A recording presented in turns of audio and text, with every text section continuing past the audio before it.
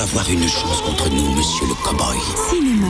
Attention, qui que vous soyez, attention, cette fréquence est exclusivement réservée aux urgences. Charlotte Faro. C'est-à-dire que toutes les radios se battent pour la voir, mais non, je ne la lâcherai pas puisque c'est la meilleure dans son domaine et dans tous les domaines je peux partir d'ailleurs. de moi-même surtout. Ah non. Ah non. Bonjour Charlotte Faro. Bonjour Guillaume. Comment ça va? Il y a un cookie qui t'attend, je dis ça, je dis absolument rien. Chouette. Chaque semaine, nous nous retrouvons pour bien sûr faire un tour complet de l'actualité cinématographique. Et on démarre par le nouveau coup de génie du réalisateur Jafar Panahi. Depuis 2010, Jafar Panahi n'a plus le droit de réaliser des films, ni de répondre à des interviews, ni encore moins de quitter l'Iran. Dans Ceci n'est pas un film, le réalisateur lisait son scénario devant la caméra d'un ami. On ne m'a pas interdit d'écrire ni de jouer la comédie, disait-il alors frondeur.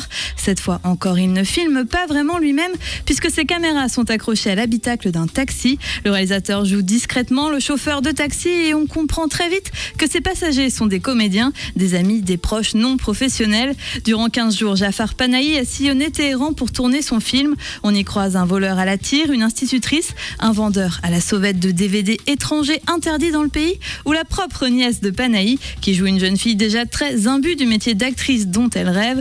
Tous risquent gros et aucun générique n'accompagne cette œuvre hors du commun. Entre fiction et documentaire, ce grand film nous offre un voyage exceptionnel au cœur de la société iranienne actuelle.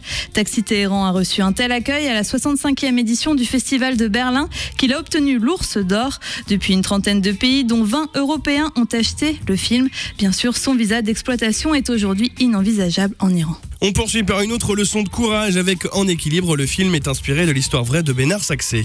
Marc est cascadeur équestre. Après un grave accident sur un tournage de film, il perd tout espoir de remonter à cheval. Sa compagnie d'assurance a chargé Florence de s'occuper de son dossier. L'histoire de deux êtres qui retrouvent l'équilibre, interprété avec brio par Cécile de France et Albert Dupontel. Vous êtes en fauteuil. Vous ne remonterez jamais à cheval. C'est moi et moi seul qui décide si un jour je vais remonter à cheval. Ça va, vous êtes bien amusé? Vous les connaissez un petit peu en chevaux? Non, pas du tout. Vous n'avez pas peur, moi? Non. Très bien.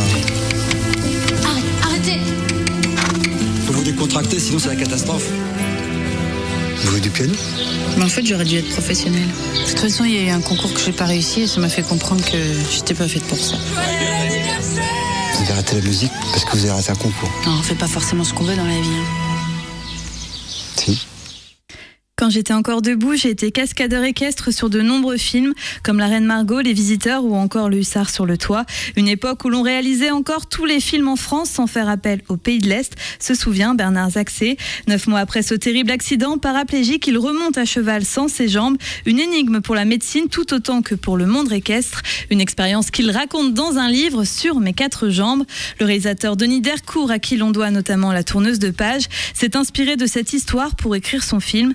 C'est Albert Dupontel qui incarne le cavalier à l'écran, un choix que Bernard Saxé a largement approuvé. Albert Dupontel, pour moi c'était parfait. Je pense qu'Albert et moi, on peut avoir une énergie commune. Oui, une énergie, une folie, un perfectionnisme commun.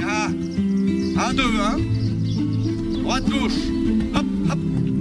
Il faut bien comprendre que dans ce film, Albert Dupontel fait tout. Donc ça veut dire que c'est fait par un acteur. Il n'y a pas de doublure technique à aucun moment. C'est déjà difficile à faire sans aucune contrainte. Qu'un acteur fasse du dressage comme il a fait, c'est pas évident. Déjà, des gens qui font du dressage, leur demander d'être précis pour la caméra, pour des choses, c'est déjà pas évident. Un acteur d'autant plus. Finalement, je connais un Albert, à ce niveau-là, finalement, on se ressemble. Autant physique et couillu, mais aussi avec une vraie sensibilité artistique et une capacité aux choses ténues, etc. Et ça, on l'a vécu ensemble. Et ça, je m'en souviendrai parce que même dans mes élèves cavaliers, je le trouve rarement, ça, quand même. Donc là, il y a quand même la fibre artistique qui ressort.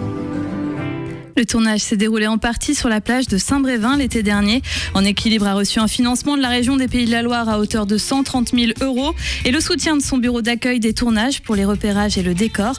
Plus d'informations sur le film et le parcours de cet homme et cavalier ce samedi en compagnie de Marcel Fabre et Patrick Paco dans Sun Course. Ce sera à partir de 13h. Parmi les autres sorties, le beau temps apporte la légèreté, l'envie de sourire, voire de franchement se marrer. 2 comédies françaises sont à l'affiche ce mercredi, Du bon et du moins bon. On commence avec Les Gorilles de Tristan Orway, avec Manu Payet et Joe Star. Alliance catastrophe de deux gardes du corps tellement différents au service d'une chanteuse de R&B. Pas époustouflant, mais il permet de passer un bon moment et le duo fonctionne vraiment très bien. En revanche, pour ce qui est de Robin des Bois, la véritable histoire d'Anthony Marciano avec Max Boublil, là, c'est une grande déception. Autre sortie, La promesse d'une vie, premier film en tant que réalisateur de Russell Crowe, ou encore Une belle fin, en anglais Still Life. Le beau film à la fois drôle et singulier d'Umberto Pasolini. L'acteur anglais Eddie Marsan promène sa bouille ronde et son air concentré en employé municipal londonien, chargé de s'occuper des défunts et de retrouver leur famille. Un pur régal. Enfin, autre film, autre genre à présent, avec Enfant 44, adapté du livre du même nom, regroupant Tom Hardy, Naomi Rapace ou encore Gary Oldman. Le film, remarquable thriller d'époque, mêle les thèmes du pouvoir, de l'amour, de la trahison ou encore du meurtre. Enfant 44 est librement inspiré des crimes commis par le tueur en série Andrei Chikatilo, le boucher de Rostov, reconnu coupable du meurtre et de la mutilation de 52 femmes et enfants en Russie soviétique. C'était au début des années 50. Le meurtre est une maladie du capitalisme. C'est un mensonge, mon fils a été victime d'un meurtre. Ne te fais pas remarquer, le meurtre n'existe pas dans ce pays, il n'y a pas de meurtre, tu comprends? Vous frôlez la trahison. Tu sais ce qu'obtiennent les gens ici quand ils réclament la vérité? On les terrorise. Le meurtrier est toujours en liberté, il faut que je le trouve. Il y en a eu un autre. J'ai besoin de votre aide. Pourquoi ces enfants ont-ils tant d'importance? Cet animal ne s'arrêtera pas. Comment tu vas le livrer à la justice? Juste vous deux? Il le faut. Un autre enfant risque de mourir. J'arrêterai cet homme. Tous des enfants, âgés de 9 à 14 ans. 43 en tout. 44. Le fils de mon ami a été assassiné. Enfin, un gros coup de cœur. De l'autre côté de la porte, c'est le nom du film. Hiroshi vit dans une banlieue de Tokyo avec ses parents et son jeune frère. Un soir, à son retour de l'école, il s'enferme dans sa chambre et pendant 2 ans refusera d'en sortir et d'y laisser entrer qui que ce soit. Cette histoire se base sur le phénomène japonais des hikikomori qui affecterait plus d'1 million de jeunes japonais. C'est à la suite d'un documentaire découvert sur la BBC que le Britannique Lawrence Search a eu l'idée d'en faire un film. Un film touchant, parfaitement bien réalisé, un plaisir de cadre pour les yeux des cinéphiles. Le film tourné en 2008 a une belle carrière dans les festivals internationaux. 7 ans après, il atteint enfin les écrans du Cinématographe et du Concorde. Le Cinématographe, justement, Guillaume, Eh bien, nous ouvre ses portes, oui, mais nous offre des places, bien sûr. Et ça se passe directement sur la ligne des auditeurs 02 40 13 32 13. 02 40 13 32 13.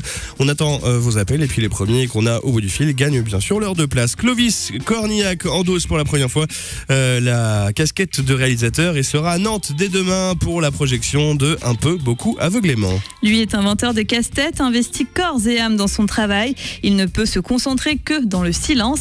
Elle est pianiste accomplie et ne peut vivre sans musique. Ils vont devoir cohabiter sans se voir. Voici en quelques lignes le scénario du film Un peu, beaucoup, aveuglément, la première réalisation de Clovis Cornillac. L'acteur-réalisateur sera ce soir au Gaumont et au Pâté avec l'actrice Mélanie Bernier pour l'avant-première de cette comédie sentimentale qui sortira, on en reparlera sur les écrans le 6 mai prochain. Et enfin, pour finir, des nouvelles de Cannes.